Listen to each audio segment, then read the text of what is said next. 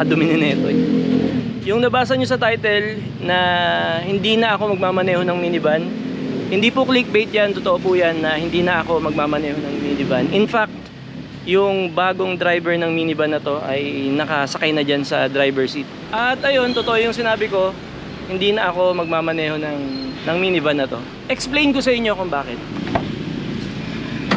Yeah. Hindi na ako magdadrive ng minivan na to. Ang magmamaneho na to ay ayan, nasa driver seat. At ipapakita ko sa inyo mamaya kung sino siya. Hulaan nyo kung sino siya. Pero wag nyo ilalagay sa comment section para hindi ma-spoil. Para yung ibang makakanood ng video na to, hulaan din nila. May pupuntahan tayo ngayon na campsite bandang May Kawayan, Bulacan. Actually matagal ko nung nakikita itong campsite na to, pero hindi ko pa siya kinakampingan dahil hindi pa ako masyadong sigurado sa kanya dahil medyo konti pa yung nagka-camping eh. Pero base sa mga reviews at comments na nakita ko, maganda yung lugar, malawak, at higit sa lahat malapit sa amin dito sa Valenzuela. So pupuntahan natin yung campsite na yon. Tignan natin kung pwede kong dalhin ang pamilya ko doon sa mga susunod na araw. Parang mag-ocular inspection tayo doon sa lugar kung pwede tayong mag-camping doon. At hindi ako ang magmamaneho nitong minivan papunta doon. Ano, tara, ready ka na? Ayan. Pipi yan eh.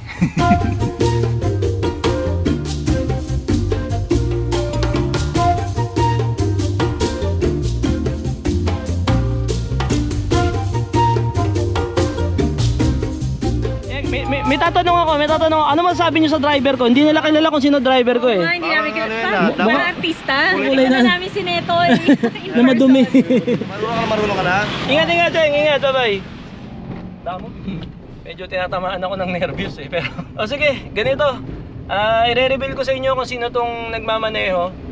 At makikita nyo, magugulat kayo, promise, kung sino tong nagdadrive. Pero bago nyo malaman, bago ko i-reveal kung sino yung nagmamaneho nitong minivan, panoorin nyo muna to. Napakaraming iba-ibang brands ng power station ang lumalabas sa market ngayon eh. So, ang gusto kasi natin, mahanap yung pinakamura pero magagawa yung trabaho niya bilang power station. Di ba? Yun yung hinahanap natin. So, may susubukan tayo ngayon na power station na first time ko susubukan tong brand na to. Papakita ko sa inyo. Actually, ito napakababa lang ng presyo. Nakita ko yung presyo niya online. Very cheap. Subukan natin itong All Powers R600 na napakaliit lang na power station. Pwedeng-pwede sa camping, sa mga road trip, sa mga adventures natin kapag bubiyahe tayo kasama ang ating minivan. May kasama din siyang solar panel. Ito kailangan talaga natin. Wala ako nito eh. Tamang-tama, kailangan natin ng solar panel, yung portable, yung natitiklop. Ito, nagpadala din ang All Powers. Susubukan din natin ito. Ito yung All Powers SE100. So itong kombinasyon ng dalawa na to, itong All Powers R600 Power Station at All Powers SE100 ang susubukan natin para sa video na to. Bago natin busiin itong All Powers R600, silipin muna natin kung ano nasa loob ng bag nitong All Powers SE100 na solar panel. Uy, tiga po. Oh. Ang ganda oh. All Powers Solar Monocrystal Silicone Cells inside. So yun, monocrystal silicone cells. Wow! Tingnan mo, oh. Ang ganda oh. So ito pala yung monocrystal silicone cell. So kita nyo, isang tiklop lang siya kasi ito ay 100 watts. Tamang-tama lang yung sukat nito para sa mga trip natin kasi hindi naman talaga tayo nagka-camping ng sobrang tagal. So hindi ko alam kung paano ito efficiently mag-generate ng power ngayon dahil nga medyo makulimlim yung panahon, tag-ulan kasi ngayon.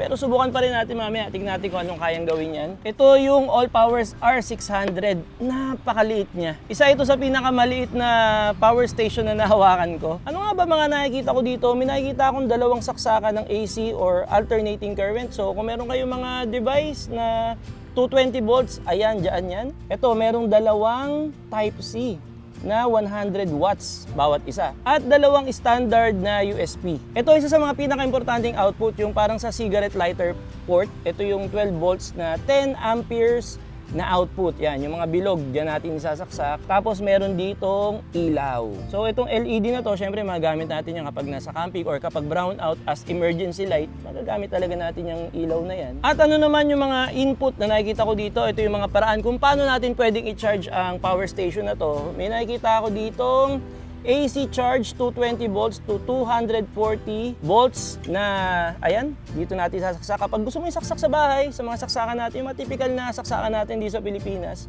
220 volts, pwede natin siyang i-charge dyan. May kasama yung wire nandyan. Tapos ito rin, may kasama tayong wire na pang solar panel. Ito yun. So kaya tayo merong solar panel dito, dito natin i-connect for charging. Meron pa palang isang output ito na pwedeng isang paraan paano mag-charge. Ito, meron tayo ditong wireless charging. Papatong nyo lang dyan yung mga cellphone nyo na may wireless charging, kagaya ng mga iPhones, mag-charge na yan. Ayan, dito yan. May dinala akong mga tools na pwede nating subukan kung pwede dyan eh. Unahin natin ito. Yung mga pangmalakasan agad. Subukan natin itong grinder. Testing. Putol! Ayun, kaya yung grinder. Ako naman, nagtitiwala ako sa power station kapag kaya niyang paganahin yung mga ganitong klase ng mga tools. Subukan natin yung barena. Yan. Gumana. Ayan, pambutas nito. Ayun o. Oh, walang daya. Pakita mo saan nakasaksak. Yun. Yan. Ito, yung pang buffing ko, tsaka pwede mong palitan ng bala ng pangliha. Nakapag-buffing na ako. Pag gusto ko na i-polish na ito habang wala akong ginagawa dito sa playground. Ayan, pwede. O, tingnan mo kung saan nakasaksak. Nakasaksak. Sa All Powers R600. Sa camping naman, ito lang yung mga basic na kailangan ko eh. Electric fan, ilaw. Ito yung mga USB electric fan ko. Ayan, charging na siya. Ayan. Hanginan ko yung mic para marinig niyo. Yan. Subukan naman natin yung Type-C. Ito, ilaw. So, kailangan din natin to sa mga camping. Testing. Ayun na, may ilaw siya. Eh, yung ilaw niya kaya dito, kasi meron siyang ilaw na sarili. Ayun, oh, may ilaw. Yan na. Oh, mas malakas. And ito naman yung SOS. SOS, ibig sabihin, for emergency. Sa totoo lang, ito yung panahon na gusto ko eh. Dahil hindi masyadong mainit. Gusto ko siya, dahil nga hindi masyadong mainit, pero dahil mag-charge tayo ng power station gamit tong solar panel, hindi siya masyadong okay para sa akin ngayon. Pero wala tayong choice. Kailangan nating testingin kung kamusta ba yung pag-charge niya gamit itong SE100 solar panel na gawa ng All Powers. Meron siyang stand dito. Yun, pag ganun. Tatapat natin kung saan nakatutok yung araw. Yan, nandito ngayon yung araw. Yan, ito yung pang-charge sa solar panel. Ito yung kukonect natin dito sa solar panel. Ito naman yung kukonect natin sa power station. Yun, kukonect lang natin to male to female. And then, female to male.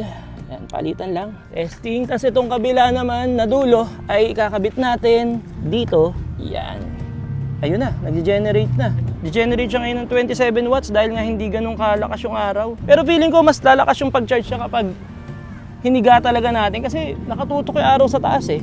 So gagamitin mo lang siguro yung stand niya kapag medyo hapon or umaga kasi medyo nakatagilid yung araw. Pero ngayon, sa palagay ko mas okay na nakatutok siya dahil tanghaling tapat. Ayun, umangat, 40 watts. Nasa 40 watts yung generate, 42. So kung mas lalakas pa yung intensity ng solar energy galing sa araw, mas magbibigay yan at mag-generate yan ng mas mataas na wattage. Ayan, 41, 42, doon siya naglalaro sa ganun.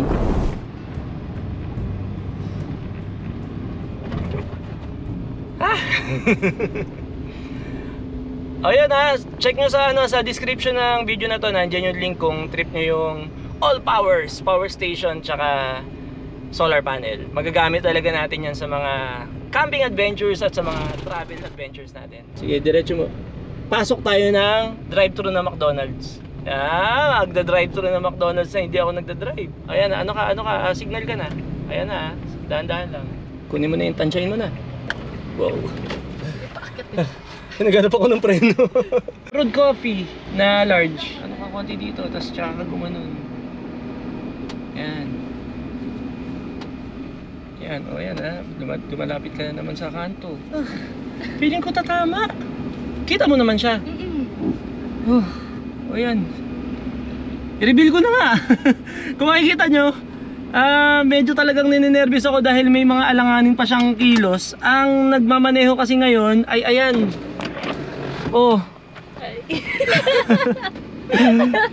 Si Pink na yung nagmamaneho, kaya medyo syempre dahil very beginner pa lang talaga to si Pink, pero May lisensya na siya. Ay, yabang oh. Nag-ano siya. Kakukuha niya lang mga 2 days ago nung nung license niya na pwede siya mag-drive ng manual transmission na sasakyan. Tama ba? Congratulations, Ate Pink. Thank you. Yan. Siyempre, first time niyang nagganito, nagmatic, nakakuha siya ng lisensya through manual na kotse. Kaya naninibago siya ngayon. Pero mas alam naman natin na mas madaling imaneho ang automatic. Kaya feeling ko maya-maya lang ng konti, mas okay na yan. Hindi lang ako sanay na hindi ako yung nagmamaneho kasi parang gusto ko ng pumreno, siya hindi pa pumipreno. Kaya merong mga part ng video na hindi ko na napakita sa inyo pero talaga nininervyos ako. Ang hirap pala dito. Ayoko maging trabaho yung yung driving instructor. Ayoko, pero ayan, congratulations nyo naman. Ay, wag nyo palang sige, pwede yun, i-comment nyo dyan sa comment section, congratulations, new driver. Yan, wag nyo ilagay kung sino para yung mga bagong manonood, hulaan din nila kung sino yung nagmamaneho ngayon. Congratulations, new driver, ganun nyo na lang. O yun siya, babiyahe tayo ngayon papunta ng May Kawayan, Bulacan para silipin at tignan kung okay ba yung campsite na nakikita ko sa Facebook, sa YouTube na malapit lang sa amin. Tignan natin kung pwede bang mag-camping kami doon ng pamilya ko, kung safe, kung kamusta yung lugar. So ayun, game? Tara na. Ayan na si Pink na yung driver Angas yan. Signal, dahan-dahan lang. Tapos magkakapi pa ako. So ayan, kitang-kita nyo, si Pink na yung nagdadrive ni Netoy. Makakapalitan ko na siya sa mga susunod natin mga travel adventures. Hindi naman matututo ng lubusan kung di ko pahawakin talaga ng manibela. Tsaka actual na si Netoy na talaga yung imamaneo. So ayun, samahan nyo kami pumunta sa May Kawayan para tignan yung campsite na gusto kong pag-campingan namin. Biyahe tayo. Okay ka lang, Pink? Okay lang. Let's go. Okay yung wipers. Ayan, sa mga naka-minivan, makaka-relate kayo sa sa mga baguhan sa minivan, makaka-relate kayo sa nangyari kay Pink. Kakaibang adjustment. So, imbis na mag-signal light, nag-wiper kasi nga 'di ba, hindi pa converted to. Pag galing sa Japan, yung baliktad. Okay ka lang? Nakakatawa Okay lang, ganyan din ako nung simula. Ganyan din ako, masasanay din yan. Tara, samahan nyo kami. Sanayin natin si Pink magmaneho ng minivan. Let's go! Let's go. Yung naramdaman mo yung nag-shift, naramdaman mo yun? Yan. Dahil sanay ka sa manual nung nag-practice driving ka, si Netoy ay Tiptronic. So, technically, yung transmission niya ay manual din. Kaya, kapag sa palagay mong kailangan na magdagdag ni Netoy ng gear, kailangan bumitaw sa sa gas para magdagdag siya.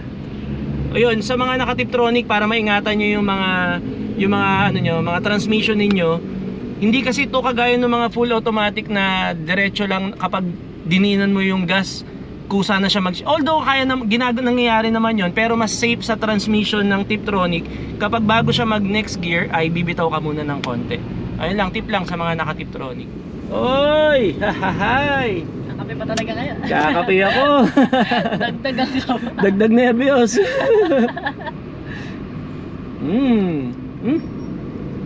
Sarap magkape nung di nagmamaneho. Talaga. Ayan, go ka daw. Sige lang. Uy, yun yung mga ganun talaga eh. Ilang pumapasok ng Ganun talaga. Basta bantayan mo lang yung linya mo, sa'yo yan. Basta relax ka lang.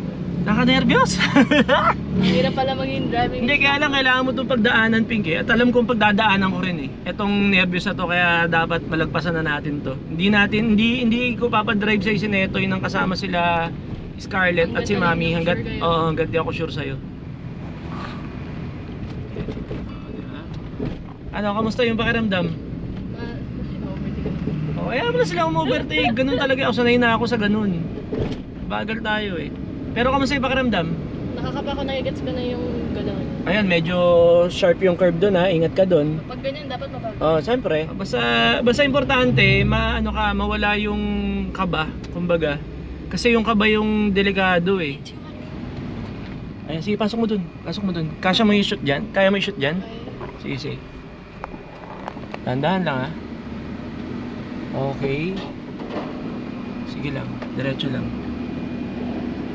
Mukhang okay Kaping nga, baka tumama ka dito. Okay, that's nice. Ayan. Tatanungin ko lang si ano. Kakausapin ko lang si ma'am. Green County Farms and Resort is on the left. Sige, diretso po konti. Layo mo sa kanya. Paano ko kakausapin? Ay, dito po kayo nag-work? Pwede pong ano, parang mag-ocular lang ako kasi naghanap. Meron doon? Sige, thank you. Ganda dito. Sige, diretso ping. Pwede, no? Ganda. Laki nung space. Oo. Sa initial, initial na impression ko pa lang mukhang pwede tayo dito. Ano, Pink? Kamusta? Kamusta ang... Gusto pa magmaneho? Ayan, sa mga susunod nating pag okay na si Pink, tas pag pwede nang lumayo, Pag sure talaga na safe Oo. at ano na talaga ako mag-drive. yan na, pahawakin ko na ng manibela yan kapag sa palagay ko pwede na siya talaga. Pero may lisensya naman na to si Pink, so wala na tayong problema sa eligibility niya. Yung skills na lang niya yung kailangan nating i-improve pa, tama ba? Regarding sa campsite, anong masasabi mo, Pink? Ayoko muna ipakita ng buo sa kanila kasi para pag nag-camping tayo, di ba? Kahit pa paano may Malawak siya. malawak. So pwede tayong mag-camping dito. Tama ba? Parang never ending na eh. Laki na nung property. Hindi ko expected na sa may Kawayan, Bulacan may ganitong lugar. Anyway, syempre ang top priority naman natin sa sa mga camping natin ay yung safety. At syempre dapat may CR. At nakita naman na namin yung CR. Yun nga eh, accessible siya eh. Accessible yung CR. Ito siya. Ito rin naman, damay na doon. Ayan pwede. Oo, ayan. So ang main reason ba't kami pumunta dito ay for ocular inspection kung pwede ba tayo mag-camping dito. At nakakagulat na meron malapit sa atin na camping site na ganito, Pink, no? O yun, expect nyo sa mga susunod na video. O malamang sa susunod na video na to, nagka-camping na kami dito. Explore natin yung buong lugar. Ayun, paki-congratulate ang ating new driver. Kung di ka pa nagko-comment dyan sa comment section, wag nyo sabihin kung sino para dun sa mga nanonood. May konting surprise. Lagay nyo lang, congratulations, new driver. Congratulations, Ate Ping. Thank you po. Yan, so mukhang mag-expand pa yung mga pwede nating mapuntahan. And maraming salamat. At kung di ka pa nakasubscribe, ano dapat gawin? Mag-subscribe and hit the bell button. Thank you, maraming salamat. See you again sa susunod na video.